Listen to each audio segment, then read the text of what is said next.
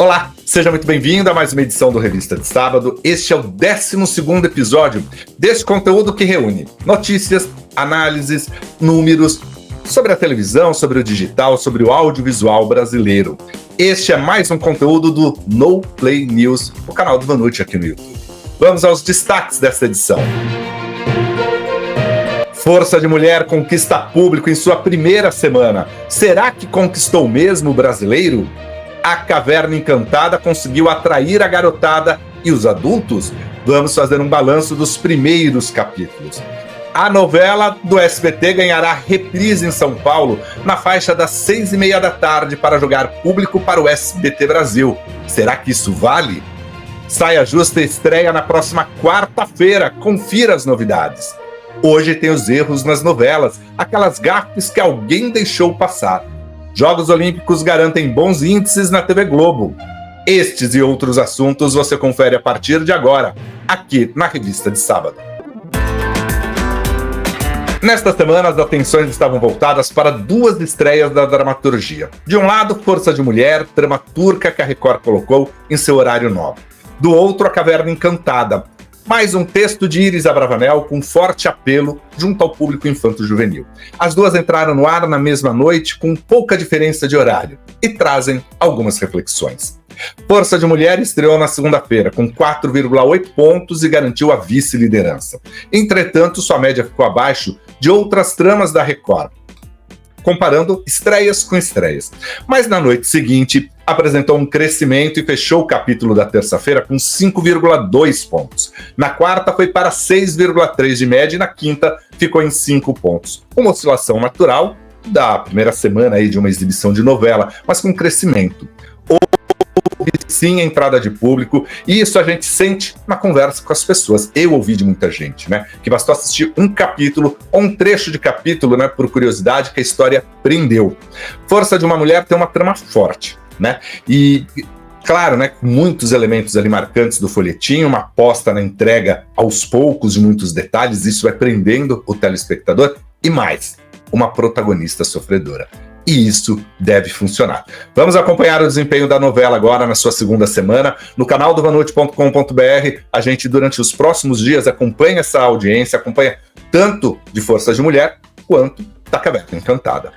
Na mesma segunda-feira, o SBT estreou A Caverna Encantada, trama de Iris Abravanel, que buscou ali muitas referências em outras produções, entre elas Carrossel, Chiquititas, Cúmplices de um Resgate. No vídeo está clara a narrativa com foco no público infanto-juvenil e talvez esteja aí a explicação para o seu desempenho. Eu acredito que o grande desafio do SBT agora é mostrar que a nova novela pode e deve ser acompanhada também pelos adultos. Além disso, é fundamental analisar se não há um esgotamento nesse gênero, né? Porque eu ouvi de algumas pessoas que assim, essa repetição de temática me afasta da TV. Na segunda-feira, o primeiro capítulo de A Caverna Encantada marcou 4,2 pontos, mais ou menos o que o SBT costuma marcar neste horário. Na terça, subiu para 4,4 pontos, na quarta, caiu para 3,7. E na quinta-feira voltou para os 4 pontos na Grande São Paulo. Nesta fase, o SBT está com 3 novelas infanto-juvenis no ar. A Caverna Encantada, né? Nos últimos capítulos ali da infância de Romeu e Julieta e a reprise das aventuras de Poliana, né? E talvez esse excesso ali afasta um pouco o público. Mas tem uma segunda questão nisso. A partir de segunda-feira, e eu vou falar sobre isso ainda nesta edição do Revista de Sábado, a partir da próxima segunda-feira, aqui para São Paulo, no horário local, haverá a reprise da novela. O Tá Na Hora perde a edição local, fica apenas com a edição nacional em São Paulo. E a gente vai analisar isso, porque tem duas coisas muito importantes para se ver nesse anúncio do SBT. A cobertura das eleições será intensificada a partir de agora nos principais veículos de comunicação. Todos preparam coberturas especiais para as disputas municipais. Nesta segunda-feira, o G1 inicia uma série de entrevistas com os pré-candidatos às prefeituras de São Paulo e do Rio de Janeiro. Em São Paulo, a entrevistadora será Natuza Neri, no podcast O Assunto. Cada entrevista terá 1 hora de duração, com transmissão ao vivo no site do G1 e também no canal do YouTube. do G1, a partir da 1h30 da tarde. No Rio de Janeiro, as entrevistas serão feitas por Edmilson Ávila, apresentadora do podcast Desenrola Rio de Janeiro, entre os dias 5 e 7 de agosto. Também com 1 hora de duração, também com transmissão ao vivo pela internet e pelo digital.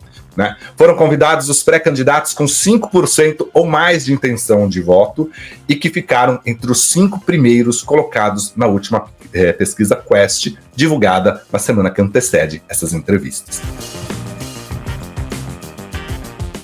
A CNN Brasil também amplia sua cobertura das eleições municipais aqui no Brasil e, claro, a presidencial nos Estados Unidos. Nas próximas semanas, haverá diariamente na grade um horário reservado a entrevistas com os candidatos das maiores capitais ali, né? Entre elas, São Paulo, Rio de Janeiro e Belo Horizonte. As entrevistas serão realizadas pelos âncoras, por analistas de política, serão transmitidas primeiramente no canal da CNN no YouTube, com exibição na TV de segunda a sexta-feira, sempre às 20h30, após o término do grande debate. Se tiver segundo turno, em São Paulo, a CNN Brasil já disse que pretende realizar um debate no dia 23 de outubro. Na última quinta-feira, a Rebeca Andrade conquistou a medalha de prata na ginástica feminina individual. A Globo viu a sua audiência aumentar com a transmissão da prova, marcou 14,8 pontos, o equivalente a 34,1% de share. Na terça-feira, a inédita medalha de bronze na ginástica feminina coletiva garantiu 15,4 pontos de média. São números positivos que só reforçam a importância dos eventos para as TVs. Tem também a Cazé TV, que transmite os Jogos Olímpicos e tem garantido muita repercussão e bons resultados para um canal aqui no YouTube. O Ricardo Xavier revela pra gente quais os outros momentos olímpicos que prenderam a atenção do telespectador. Fala, Vanucci, tudo bem? Estamos aqui de novo para falar sobre Olimpíadas. Agora com números reais do que tem acontecido com a Globo e com os outros players do mercado que estão transmitindo as Olimpíadas de Paris. A gente comentou lá atrás como o brasileiro gosta muito do factual, dos eventos esportivos ao vivo, do que está acontecendo no momento e como isso impacta na audiência. Você já comentou um pouquinho aí na sua chamada, falando um pouquinho de como as medalhas das brasileiras na ginástica artística elevaram a audiência da Globo, no geral ali daquela faixa de horário. Eu vou trazer mais números de outros eventos que a Globo transmitiu, dessas Olimpíadas, que demonstram isso também, que mostram como essas Olimpíadas, como muita gente tinha classificado lá atrás, não está sendo um fracasso, entre aspas, nem de audiência e nem de faturamento. A gente sabe que a Globo já conseguiu vender suas cotas e a audiência está acima do esperado realmente. Na última quarta-feira, a TV Globo, ela passou o Brasil e Espanha pelo futebol feminino, A Marta saiu expulsa, foi a última partida da fase de classificação nos grupos, A Globo marcou 15 pontos no Rio e 12 pontos em São Paulo. Isso é um crescimento de até 22% em comparação com as últimas 4 quarta-feiras, que foi o dia do jogo, nessa faixa de horário. Então a audiência também se elevou nessa faixa de horário. Pela manhã, no mesmo dia, teve boxe, teve tênis de mesa, teve as finais da canoagem, e tudo ali entre 10 a quase meio-dia, mais ou menos. A audiência da Globo aumentou quase 14% no Rio, em relação às últimas semanas, e em São Paulo foi 4% a mais. Então, tanto nas principais praças de medição de audiência, a Globo aumentou a sua audiência. Na terça-feira, um dia anterior, a Globo passou o vôlei de praia masculino, Brasil e Cuba, registrou 7 pontos em São Paulo, índice que já foi 3% superior às últimas 4 semanas também no mesmo horário, A transmissão de Brasil e Lituânia no feminino, ela rendeu 10 pontos em São Paulo e 13 no Rio, A gente tá ali falando de 27% a mais da mesma faixa de horário em comparação com as últimas quartas-feiras. Então a gente está tendo uma audiência, E como você falou da ginástica, vou trazer mais alguns números aqui. Na faixa da tarde, a ginástica artística por equipe, que o Brasil levou medalha de bronze, marcou 16 pontos, no PTN nacional, Foi a maior audiência da terça-feira da Globo desde a Copa do Mundo de 2022. Pra você ter uma noção de quanto isso representa, Se a gente for em números gerais, essa audiência da ginástica artística, ela alcançou, pelo Cantar Ibope, 51 milhões de pessoas. né? São 3,3 milhões a mais de pessoas do que a faixa de horário realmente alcança. Então você vê que tem um incremento, né? As pessoas estão mais interessadas em assistir as coisas desse jeito, no ao vivo, para pegar a emoção do momento e entender como que as coisas estão acontecendo. O basquete masculino também do Brasil e Alemanha, que o Brasil infelizmente perdeu, também registrou 16 pontos em São Paulo e 20 no Rio.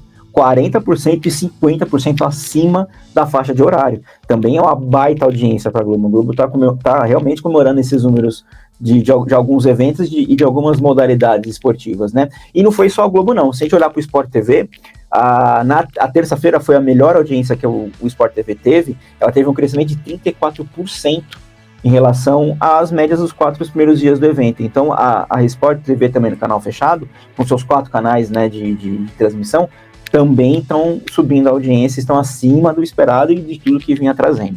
Se a gente for levar também isso para a Cazé TV, que é quem transmite, né, quem concorre com a Globo pelo YouTube, a audiência também está muito boa. Se você for comparar alguns eventos esportivos, eu posso trazer, por exemplo, a abertura. Na abertura, a gente teve uma média de 500 mil aparelhos ligados simultâneos durante toda a abertura, que durou 4 horas e meia, quase 5 horas. São 500 mil aparelhos por minuto. Isso quer dizer que a gente está falando em uma média de pontos entre 5, 4 pontos de Ibope, o que é muita coisa, né, para um canal no YouTube. E fora as outras transmissões, a ginástica artística, por exemplo, na final de equipes, eles bateram 2,2 milhões de aparelhos simultâneos, né? E fora os views depois que eles têm após as transmissões, em reprise, as pessoas assinam depois, os programas especiais. Para cada programa eles abrem lives separadas, né? O que tem também garantindo mais audiência para eles, né? Daí depende muito da modalidade. Tem modalidade que eles ficam entre 15 e 20 mil, por exemplo, mas tem modalidade, por exemplo, ontem a sexta-feira foi o primeiro dia do atletismo em ginásio, né? Em ginásio não, dentro do Parque de France, em estádio, eles estavam com também 500 mil pessoas ligadas simultâneas, né? Então é bastante gente, as pessoas estão realmente acompanhando. E a facilidade de você pegar o seu celular e sair acompanhando pelas ruas, não ter que ter um aparelho, isso também está funcionando com o Globoplay, por exemplo, tem facilitado muito a audiência dessas Olimpíadas, que realmente está muito bom. O desempenho do Brasil também ajuda, outros esportes também chamam muitas atenções, porque você tem muitos astros lá, você tem muitas pessoas que chamam a atenção, muitos atletas que chamam a atenção, né? Então isso também contribui para que a audiência suba, mas que as Olimpíadas no âmbito geral está sendo muito satisfatória para quem está transmitindo no Globo SBT e Cazé TV, isso com certeza tá. A TV Globo anunciou nesta semana sua nova estrutura da diretoria de produtos digitais e canais pagos, que a partir de agora será só produtos digitais. Júlia Rueff foi contratada para conduzir o Globoplay. Ela era executiva do Mercado Livre. Manuel Belmar comanda a diretoria, é o head, né, dos produtos digitais. Tatiana Costa cuidará dos canais de entretenimento e notícia e conteúdo. O Eduardo Gabay ficará à frente dos canais de esporte. O Rodolfo Bastos, diretor de produtos de publishing. E Andrea Tuchman será responsável pela área de inteligência e portfólio. Está bem clara ali a decisão, a intenção do Globoplay de fazer uma gestão muito de olho ali no financeiro e na rentabilidade. Todo mundo que era ligado ao Eric Bredas está saindo do Globoplay. E nesta semana ocorreu o lançamento oficial do Mais SBT, a plataforma de streaming da emissora. Ela vai apostar em conteúdo digital, no sinal ao vivo do SBT e também no acervo da emissora. Estarão disponíveis o Vejo Gordo, Web, Domingo Legal, com Gugu Liberato, Fábrica de Casamentos e, é claro, o programa Silvio Santos. Aliás, tem um canal só de Silvio Santos para você maratonar, com programação diária. Durante o lançamento do Mais SBT, os convidados assistiram ao primeiro episódio do documentário Causa Bé, sobre Carlos Alberto de Nóbrega, o primeiro a ser disponibilizado. E a Daniela Beirute falou sobre isso. Nossa, é muita emoção mesmo, assim, assistir a história do Carlos Alberto. Obrigada. Eu acho que foi muito importante ter sido a sua história, a primeira história a gente divulgar aqui para os nossos colegas da imprensa, até porque o seu pai é o que ajudou a fazer com que tudo isso acontecesse. Então a gente dá honra a quem merece honra. E a gente quer honrar a vida do seu pai através de você, honrar você também. E a gente é muito grato por toda essa história.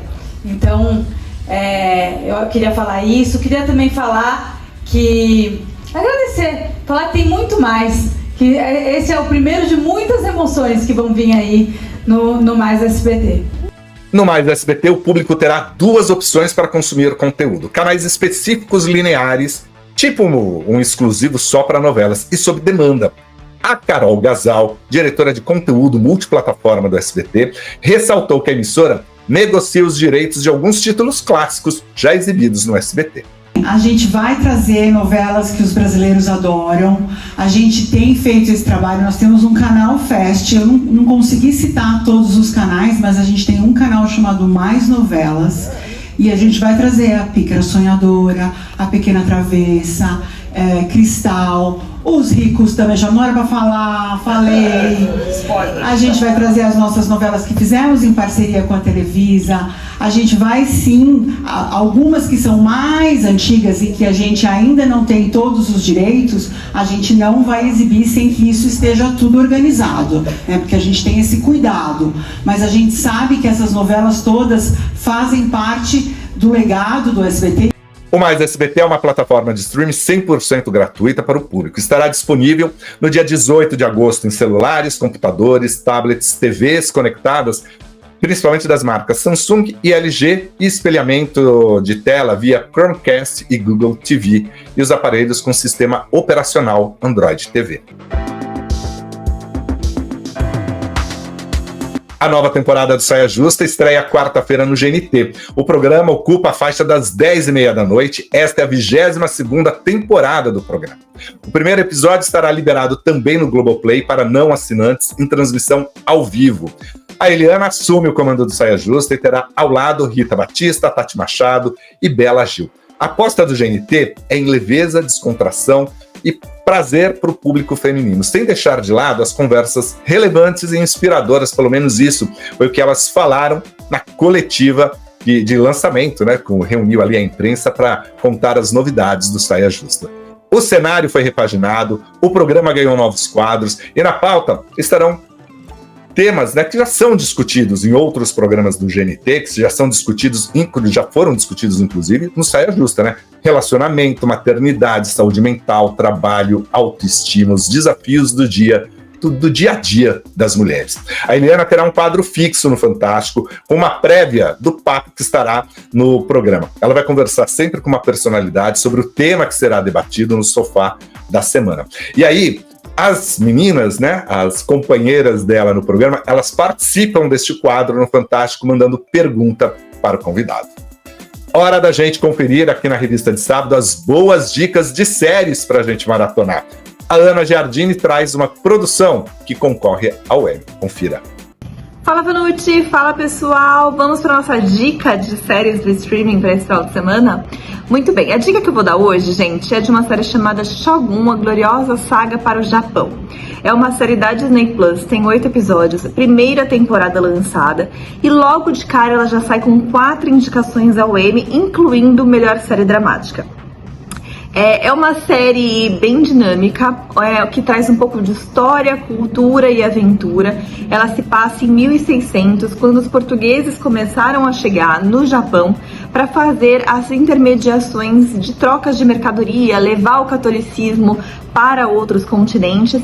E aí outros países europeus começam a não gostar dessa exclusividade de Portugal nessa negociação com outros países e acabam começando a chegar também no Japão. Ao mesmo tempo que isso tudo está acontecendo, o Japão está vivendo uma crise política com a morte de um grande líder e está tendo uma disputa interna para saber quem será o grande próximo líder da região. Então é uma série que envolve muita aventura, muita cultura, porque traz muito dessa questão, principalmente da cultura japonesa, muito forte, a questão de honra, de hierarquias, é bastante interessante e muito bem feita. Então é uma série rapidinha, 8 episódios, Disney Plus e mais uma indicada para o Emmy. Um beijo, Vanucci! E você sabe, a Ana Giardini tem uma coluna lá no portal Alta Definição com Vanucci, com esta e com outras boas dicas de séries, documentários, de conteúdo nas plataformas digitais. Você já fez a sua inscrição no Vem Pode Chegar? O 3º episódio já está disponível. Nele, a Rosi Campos fala sobre muitas coisas de sua carreira, do teatro, da música, dos bastidores deste mundo das artes. Confira um trecho. Porque a nossa grande sorte é poder trabalhar, a gente encontra os nossos ídolos, né? Sim. Pessoas que a gente vê desde criança, vê a Anissete, né? O Lima, o Tony, então é muito legal, né? Você acaba... E as meninas também todas que eu trabalhei, a Cláudia Raia, que é um dínamo, né? A Cláudia Raia é uma loucura, né? Todo mundo ama a Cláudia Raia. Então é muito legal a gente poder conviver, né, com essas pessoas. Imagina eu receber um conselho de Anissete Bruno. Nossa, meu Deus, não precisa nem buscar muita história, só de ver tudo que ela já fez. Não, e a gente aprende muito com os atores, porque quando eu fui fazer a Cara e Coroa, eu não sabia nada de televisão. Então eu não prestava atenção na câmera, que eu tinha que fazer. Os câmeras mesmo ajudavam a gente e a Torlone me ajudou muito. A Torlone falava, Torlone, não fiz bem essa cena, parará. Eu falei assim, tudo bem, Rosi, a novela é um bloco. Então, quando você não faz bem uma cena, na outra você dá uma caprichada. Mas, então essas pessoas vão te dando dicas.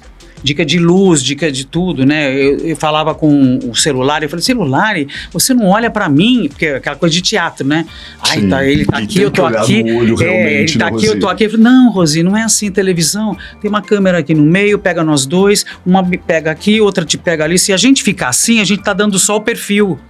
E nesta segunda-feira será disponibilizado mais um episódio. Desta vez, o Jorge Bin e eu conversamos com o Paulo Matias. E é claro, aqui na revista de sábado, você tem uma prévia desse papo. Tem espaço para todo mundo. Sim. Mas no começo, você e a Michelle tiveram que enfrentar os fãs da Regina Volpato, que a gente sabe que eles partem pra cima, porque queriam só a Regina Volpato ali. E ela não aparece, porque cronometrava, ó. O Paulo Matias apareceu... Cronometrado. O Paulo Matias apareceu 5 minutos a mais, a Michelle falou 30 segundos a mais. Como foi lidar com essa pressão Eu acho assim... Todos começando e aí tinha uma... Vocês ficaram chateados ali? Tinha uma pressão? O que me incomodou, e incomodou também a Regina e a Michelle, é que se você visse as críticas que eram feitas, as críticas não foram muito direcionadas a mim. As críticas foram mais direcionadas até a Michelle, numa tentativa, talvez, de colocar duas mulheres ali se enfrentando. Então a gente via muito nos comentários uma tentativa clara de colocar duas mulheres ali. Eu ficava olhando aquilo, comentava com as meninas, só... Por que isso, né? Pra que isso? Isso naturalmente é um processo que existe na sociedade, e a gente não pode fechar os olhos em relação a isso, de um certo machismo ali estruturado, de você colocar uma mulher contra a outra o tempo inteiro. Eu, como homem ali, tenho que ter essa consciência e essa noção, e isso existiu ali visivelmente. E assim, tentam colocar até hoje. Até hoje, é o tempo inteiro. Óbvio que comigo numa proporção um pouco menor, mas isso se repete, sabe? É uma tentativa. Mas assim, como é que a gente vence isso? Primeiro, dando risada, porque a nossa relação é muito sólida. Então, a gente não tem nenhum tipo de desavença no sentido de fazer com que isso desequilibre a nossa relação. E segundo, sendo muito transparente com o outro, como a gente sempre foi, entendeu? O ator Gabriel Leone está confirmado na série Citadel, produção da Prime Video. Ele participará da segunda temporada da série e, por contrato, detalhes do seu personagem não podem ser revelados. Ele tem apostado ali na carreira internacional e foi muito elogiado, né, pelo seu trabalho no filme Ferrari. Quem acompanha ali e vê toda essa movimentação garante que agora a carreira dele vai estar muito mais voltada pro exterior do que aqui para dentro. A Netflix lança no dia 29 de novembro a série Cena, protagonizada pelo Gabriel Leone. Vale a pena conferir. Quem já assistiu ali, viu o que está sendo preparado, garante que ele manda muito bem ali no papel do Cena. E mais do que isso, a série promete ali muita emoção, muita ação. O artesanato sempre fez parte dos programas da TV, né, principalmente os voltados ao público feminino. Inclusive, teve até programa específico de artesanato, existe até hoje. E esse é um segmento que cresce a cada ano e que atrai muitas pessoas. Aqui em São Paulo aconteceu uma feira de artesanato e, é claro, né, esses programas todos de artesanato estavam representados lá. O Valfredo Júnior foi ao evento, preparou uma reportagem pra gente. Boa noite, estou falando diretamente da Mega Artesanal, essa que é uma das maiores feiras da América Latina em segmento de artesanal. E é legal a gente falar que o artesanato está presente na TV brasileira desde os primórdios, nos programas femininos e nos programas de variedades. Mas foi em 2004 que tudo começou. Daí o Maio levou para a TV o programa Ateliê na TV, que era segmentado apenas para artesanato. Eu observava que nós tínhamos artesanato dentro de quadros de programas femininos, mas no exterior já tinha programa só de artesanato. Foi aí que eu pensei, vamos fazer um programa só voltado para o artesão, só mostrando artesanato, só mostrando passo a passo. E realmente as coisas deram certo e cresceram, e eu estou muito feliz, comemorando aí 20 anos de Ateliê na TV. Para quem não sabe, você é publicitário, né? E foi um casamento feliz do artesanato com a publicidade. Com certeza, a publicidade ajudou muito para que eu buscasse aí novos parceiros, patrocinadores, e fizesse disso um negócio, né? Porque, na verdade, a gente depende dos patrocínios para poder pôr o programa no ar, e eles apoiam e incentivam, então isso é muito importante. Os apresentadores como Rogerinho, o próprio Daiane e Cláudio Pacheco estão no segmento há anos e atraíram um público e muitos patrocinadores também. O programa Faça Você Mesmo ocupa 1h30 diária nas tardes da TV Aparecida. E pelo terceiro ano consecutivo, o programa foi transmitido diretamente da Mega Artesanal, com direito à plateia, convidados especiais, matérias e comemoração dos 4 anos da atração no ar. O clima dessa feira é bem isso, né?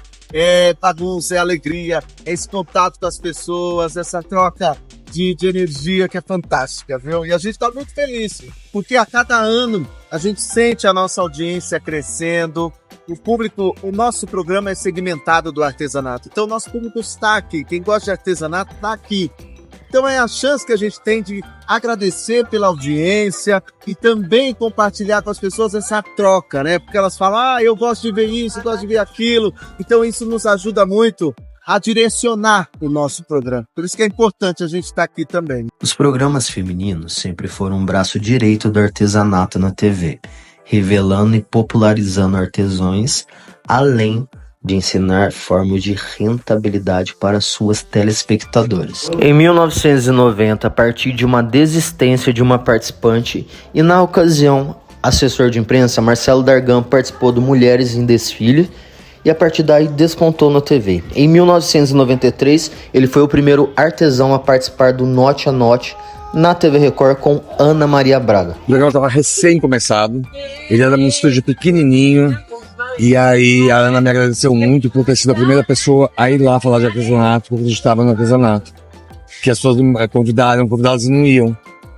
E aí foi super bacana, porque ela me recebeu super bem.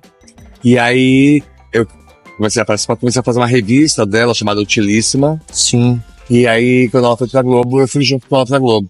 E continuo participando esporadicamente até hoje, em algum momento ou outro, mas continuo fazendo alguma participação lá. Peter Paiva é uma verdadeira caixinha de surpresas. Ele, que é considerado o mago dos sabonetes, ostenta o maior stand e o mais esperado de toda a feira. Tem Claudete Troiano como sua madrinha na televisão e teve passagem pela Fox.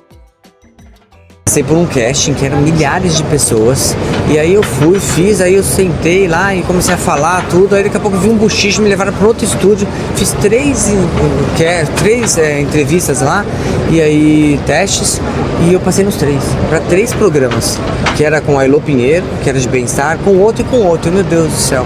Aí eles, não, você vai participar dos 3? Eu falei, mas gente, como que é isso? E aí fui parar na Argentina. para fazer a gravação, que era tudo lá.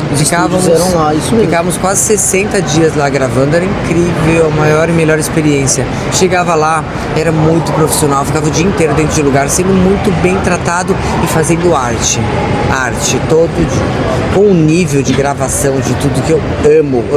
E hoje eu falo assim, essa construção toda aqui, tudo que eu faço, os vídeos que eu gravo, tudo baseado em tudo que eu aprendi nesses programas, porque sempre me deu muita base para eu realmente entender posicionamento de câmera. Hoje eu dirijo.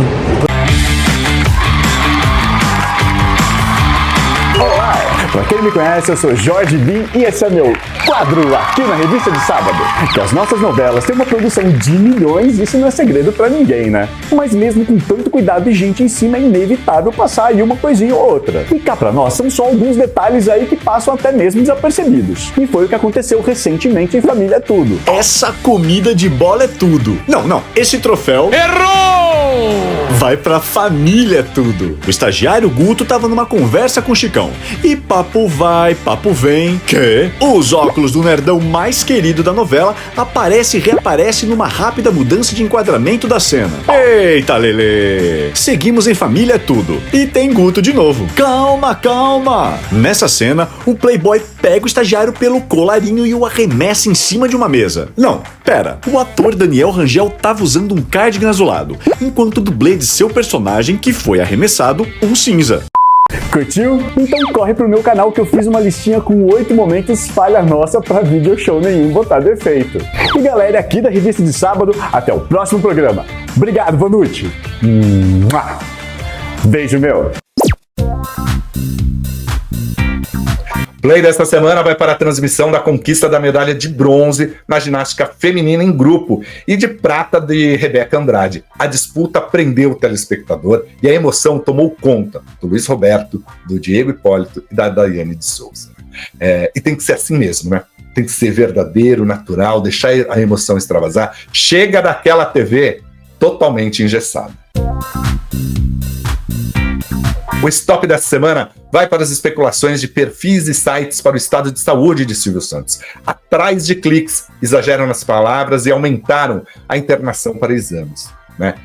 Silvio foi internado para fazer exames, e isso é muito normal na idade dele, tá? Está mais do que na hora da gente parar ali e questionar o que se faz por cliques. Porque a gente vê coisas absurdas, a gente vê chamadas que levam para um lado e quando você vê não tem nada a ver com a notícia. Mais do que conseguir cliques, monetização, essas pessoas estão levando desinformação. E na última página da revista de sábado, a gente tem que falar sobre a decisão do SBT de reprisar A Caverna Encantada a partir de segunda-feira na faixa das 6h30 da tarde. A edição local do Tá No Ar sai daqui de São Paulo. O Tá No Ar fica apenas com a edição nacional em São Paulo. E aí, cada praça terá o seu espaço local, o seu espaço regional para jornalismo, para entregar para o SBT Brasil. Mas das 6h30 até 6:45 serão exibidos os capítulos da novela A Caverna Encantada, com uma semana de atraso. Então, quem acompanha a novela na faixa das 20 para as 9, vai acompanhar o 6º capítulo. Quem entrar às 6h30 acompanhará o 1º capítulo. Será um teste no SBT, será um teste para saber se realmente tem um público ali esperando uma demanda às 6h30 da tarde, se às 6h30 da tarde, com dramaturgia, vai dar mais do que o Tá Na Hora. Eu conversei lá nos bastidores do SBT ontem, sexta-feira, hoje pela manhã, nesse sábado, conversei com outras pessoas do SBT e o que me dizem é o seguinte: tem ali uma grande discussão sobre o que está acontecendo na emissora, sobre o que está, todas as decisões que foram tomadas, o desempenho de cada programa, o que está crescendo, o que não está crescendo, o que mostra uma certa resistência e talvez elementos que funcionem.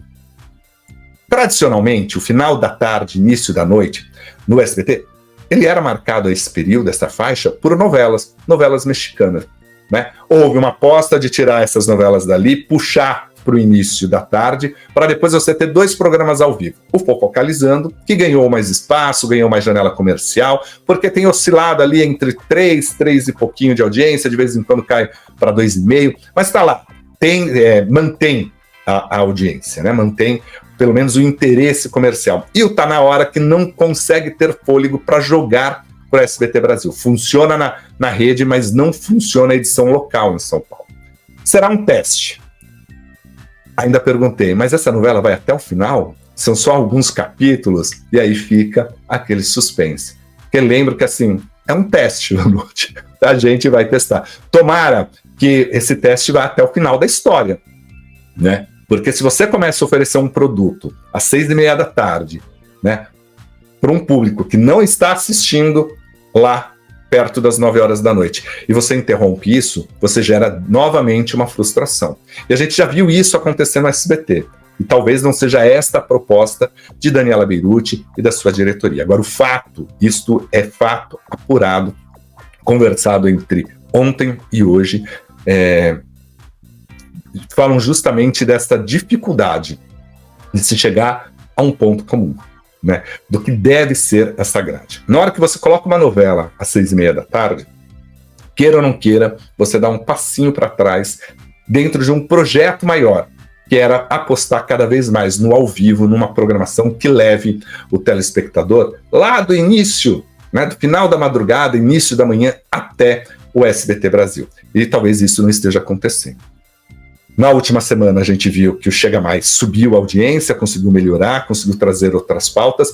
Trago também informações do Chega Mais, que, pelo que a gente viu ali, até essa ideia do Chega Mais Notícias pode ser que não aconteça lá na data da forma que estavam pensando. Há muita discussão, há muita reunião ali para saber realmente para onde vai e o que vai ser determinado, né, para a equipe do Chega Mais e para o jornalismo. E pode ser que tudo volte a como era antes, fique tudo junto.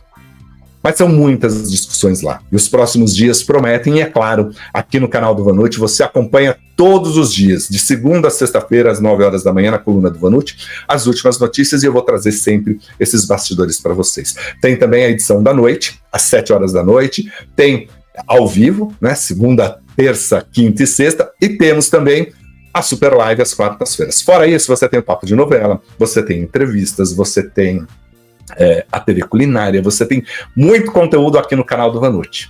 Por isso eu quero que você maratone, que você nos prestigie. É uma honra se você é um membro do canal, é uma honra se você está inscrito aqui. Aliás, faça a sua inscrição, indique o canal para muitas pessoas, para a gente chegar cada vez mais longe com informação checada, com credibilidade, e com o caminho certo, sem especulações, sem aquelas manchetes, para eu simplesmente conseguir o seu clique. Aqui você vai ter notícia, jornalismo apurado. E não deixe de entrar lá, canaldovanucci.com.br, tem todas essas informações, todos esses bastidores do Chega Mais, todos esses bastidores do Tá Na Hora, tudo isso tá lá, canaldovanucci.com.br. Ponto final em mais uma edição da revista de sábado. Se gostou, como eu disse, dê um like, compartilhe com os amigos, faça sua inscrição e, claro, se quiser e puder, seja um membro do canal, vai ajudar muita gente aqui. E será uma honra para mim. Eu encontro você num próximo vídeo aqui no No Play News, o meu canal aqui no YouTube. Até mais. Tchau, tchau.